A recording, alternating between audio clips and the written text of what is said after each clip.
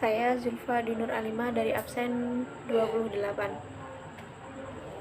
Assalamualaikum warahmatullahi wabarakatuh. Gimana kabarnya anak-anak hari ini?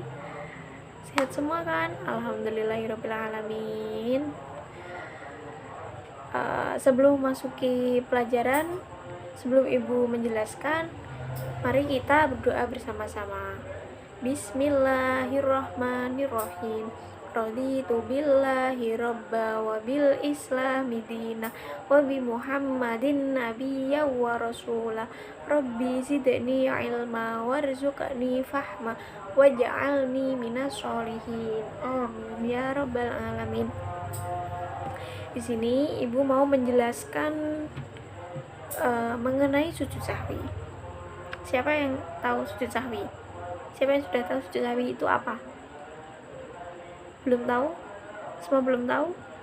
Oke, di sini ibu mau menjelaskan terlebih dahulu. Yang pertama mengenai pengertian sujud sahwi.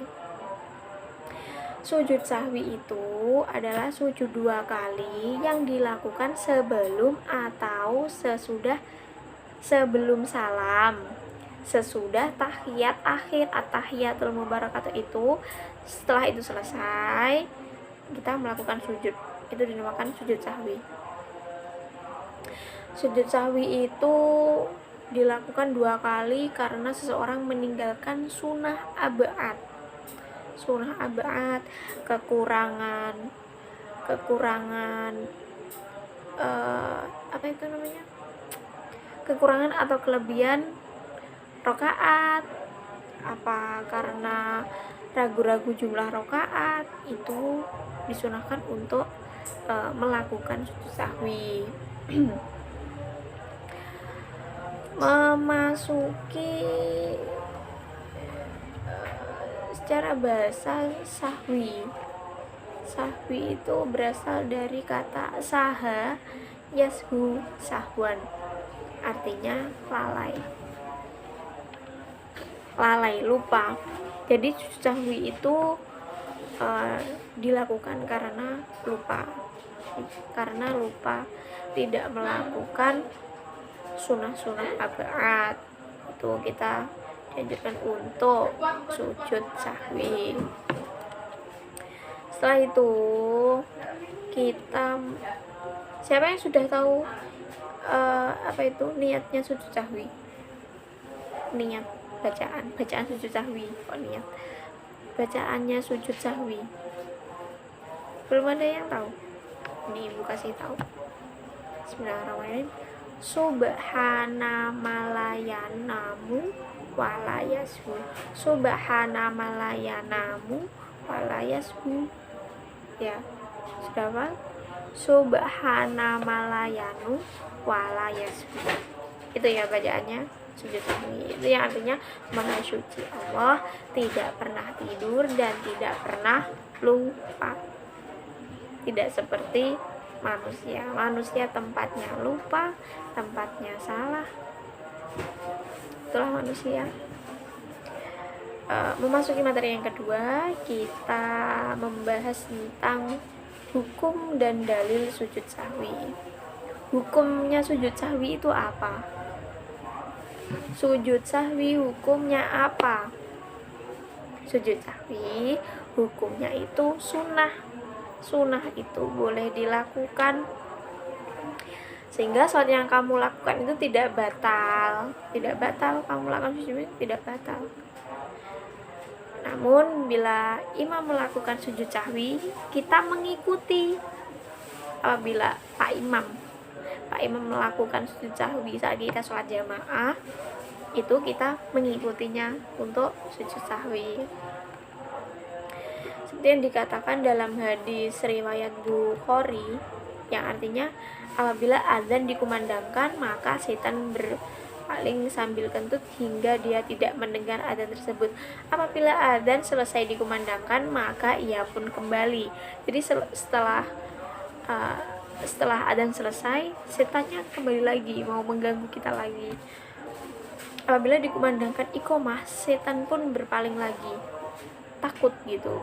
Pokoknya kalau mendengar suara-suara azan iqomah itu setan tidak mau mengganggu kita. Apabila iqomah selesai dikumandangkan, setan kembali lagi. Setelah adzan, setelah iqomah itu setan kembali lagi untuk menghasut kita. Setan pun kembali, ia akan melintas di antara seseorang dan nafsunya. Dia berkata, ingatlah demikian, untuk sesuatu yang sebelumnya dia tidak mengingatnya, hingga laki-laki tersebut senantiasa tidak mengetahui berapa rakaat dia sholat. Jadi waktu sholat, setan itu mengganggu. Mikir, orang yang sedang sholat tadi mikir gini, aku tadi dapat berapa rakaat ya? Seumpama misalnya sholat isya, apalagi pas ngantuk gitu ya, kondisi udah nggak fresh lagi, aku tadi dapat 3 rakaat apa 4 rakaat, lupa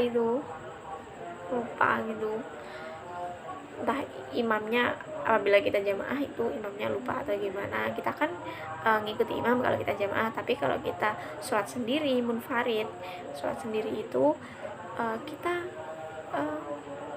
cuma bisa mikir gitu, aku tadi dapat 3 apa dapat 4 rakaat ya, lupa gitu. Setan menghasut kita.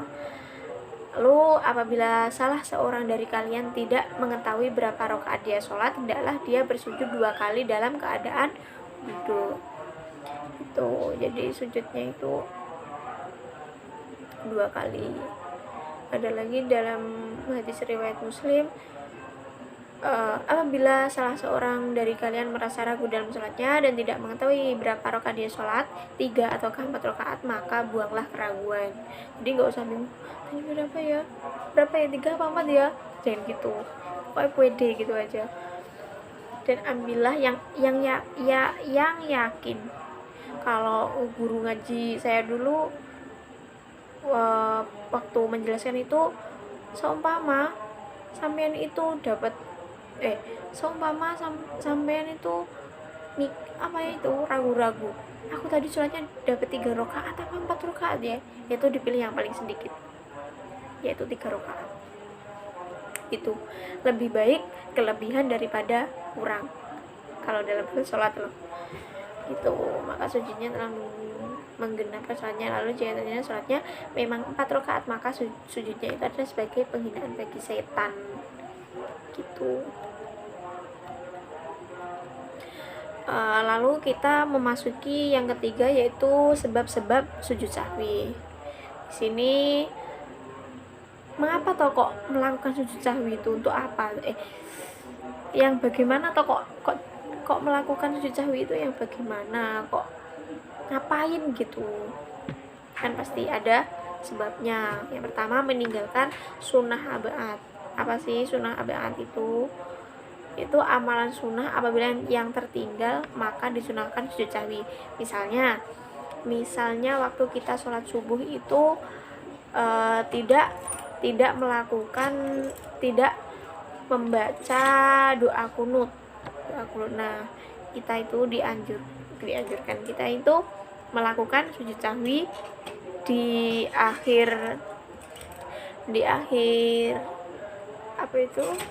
akhir sebelum salam, setelah at-tahiyat akhir itu loh. Yang kedua, ragu-ragu dalam hal meninggalkan sunnah abaat. Ragu-ragu dalam sunnah abaat, mengerjakan sesuatu yang membatalkan jika dikerjakan dengan sengaja dan tidak membatalkan jika lupa, seperti menambah rukun sholat. Jika seseorang menambah amalan sholat karena lupa, misalnya ia rukuk 2 kali, atau berdiri di waktu ia seharusnya duduk tapi dia malah berdiri, atau sholat 5 rakaat pada sholat zuhur misalnya, kelebihan. Ya seperti yang saya katakan tadi, jika kita ragu-ragu, perasaan kita cuma gini, aku tadi dapat 3 apa 4, padahal udah bener 4, udah di rakaat 4, tapi dia masih ragu, ya udah dia ambil yang 3. Berarti kan saat melakukan rakaat yang ke 5 dia merasa yang keempat padahal itu sudah kelima. Nggak apa-apa, itu nggak apa-apa. Kalau merasakan seperti itu, kita itu harus melakukan tadi sujud sahwi.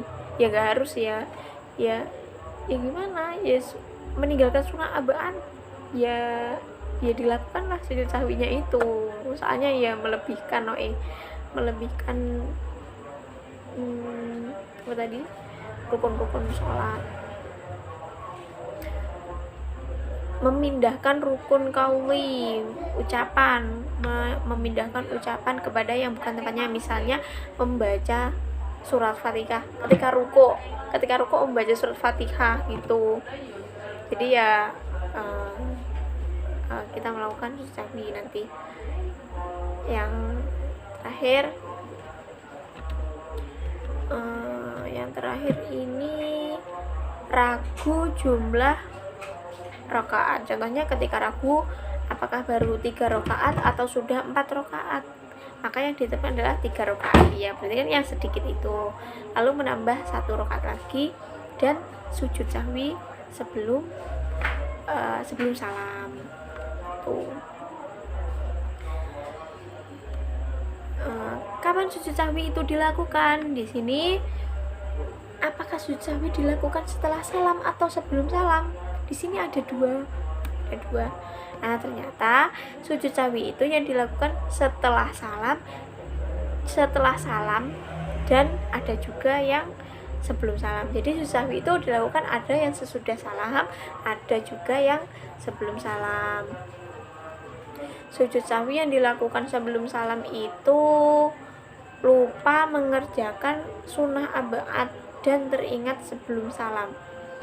Ketika sebelum salam itu baru ingat bahwa belum melakukan ya seperti saya katakan, misal contoh sholat subuh ini sholat subuh yang menggunakan doa kunut itu ya, yang saya contohkan itu kan dia belum melakukan doa kunut, dia ingatnya sebelum salam, sudah tahiyat tapi sebelum salam. Loh, aku tadi kok belum melakukan doa kunut, batin gitu. Jadi itu harus melakukan sujud sahwi. Itu sebelum salam ya, setelah tahiyat akhir itu loh. Kan seharusnya setelah tahiyat akhir itu salam, tapi itu enggak, tapi kita melakukan sujud sahwi dulu. Terus sujud sahwi yang dilakukan sebelum salam itu ragu terhadap hitungan jumlah rakaat sholat yang sedang dikerjakan dan orang yang sholat tidak yakin mengenai hitungan jumlah rakaat. Tadi aku sholatnya dapat berapa, dia itu bingung, 3/4 ragu. Terus akhirnya itu sujud sahwi sebelum salam. Terus ini ada sujud sahwi yang dilakukan setelah salam. Yang setelah salam itu terdapat penambahan jumlah rakaat.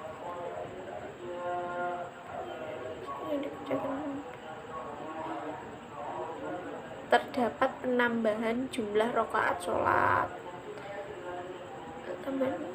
Ternyata sudah 5, dia ngerasa sudah 5 rakaat. Aku kok banyak mana tadi? Sholatku kok 5 rakaat, sholat isya misalnya. Ya nggak apa-apa, sujud sahwi aja. Tetap sah, sholatnya tetap sah. Terus yang kedua, terdapat penambahan gerakan dalam sholat. Ada lagi gerakan rukuknya 2 kali, penambahan gerakan yang lain, yaitu sujud sahwi sesudah salam. Terus ragu dan bisa menentukan mana yang lebih meyakinkan. Sebenarnya tadi ya hampir sama sih ya, seperti jumlah rakaat yang bingung itu, bagaimana yang ragu dan bisa menentukan mana yang lebih meyakinkan.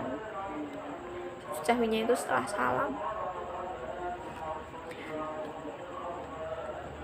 Oke, yang terakhir hikmah sujud sahwi. Hikmah sujud sahwi itu yang pertama menjauhkan diri dari sikap sombong dan takabur. Gak usah sombong, jadi manusia gak usah sombong. Soalnya kan kita lupa kan kita bukan manusia, itu kan bukan makhluk yang sempurna gitu. Jadi supaya kita itu tidak aku lo pinter, aku lo tidak lupa, aku jadi dengan melaksanakan sujud sahwi itu kita merasa kita menjauhkan diri dari sikap sombong dan takabur. Selanjutnya menumbuhkan sikap rendah diri di hadapan Allah. Menumbuhkan sikap rendah diri di hadapan Allah. Sujud itu kan tempat yang paling rendah, yang dipijak sama kaki kan paling rendah itu. Jadi kita ya tidak sombong, itu intinya rendah diri. Yang ketiga, menumbuhkan kesadaran dan kelemahan kita sebagai hamba sekaligus kesadaran akan keagungan Allah yang Maha Kuasa. Kesadaran akan kelemahan kita sebagai hamba. Ya, kita itu tempat salah dan lupa, biar ingat gitu, biar tidak seenaknya sendiri. Terus yang terakhir, menyadarkan bahwa manusia adalah yang sering salah dan lupa, sehingga harus banyak mohon ampun kepada Allah. Jadi hikmahnya sujud sahwi itu menyadarkan manusia bahwa kita itu tempatnya salah dan lupa gitu, makanya harus banyak mohon ampun kepada Allah. Makanya menjauhkan diri dari sikap sombong, menumbuhkan sikap rendah diri, menumbuhkan kesadaran, dan yang terakhir menyadarkan bahwa manusia adalah sering lupa. Sudah? Ada yang belum dipahami?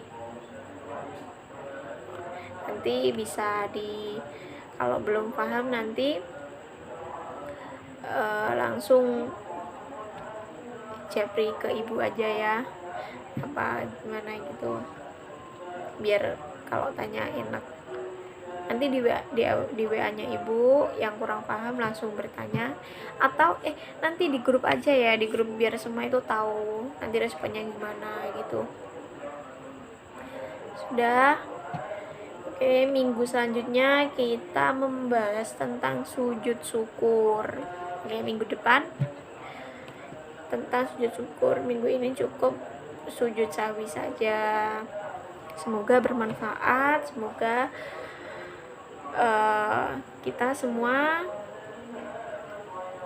tidak sombong dengan adanya hikmahnya dari sujud sahwi itu. Tidak sombong, tidak takabur, selalu merasa rendah diri gitu, yang paling hina, merasa yang paling hina, tidak seenaknya, nggak usah sombong. Anak-anak selalu jaga kesehatannya ya di masa pandemi ini. Semoga kita selalu diberi kesehatan, keberkahan, menjalankan aktivitas seperti biasa. Alhamdulillah pelajaran ini telah selesai. Ibu mohon maaf yang sebesar-besarnya apabila banyak kata yang belibet dalam berbicara tadi. Mohon maaf yang sebesar-besarnya. Assalamualaikum warahmatullahi. Kita berdoa dulu, kita belum berdoa. Berdoa dimulai. Bismillahirrahmanirrahim. Wal asri innal insana lafi khusrin illa alladzina amanu wa amilus solihati wa tawasaw bil haqqi wa tawasaw bis sabr. Walhamdulillahirabbil alamin. Sekian dan terima kasih. Wassalamualaikum warahmatullahi wabarakatuh.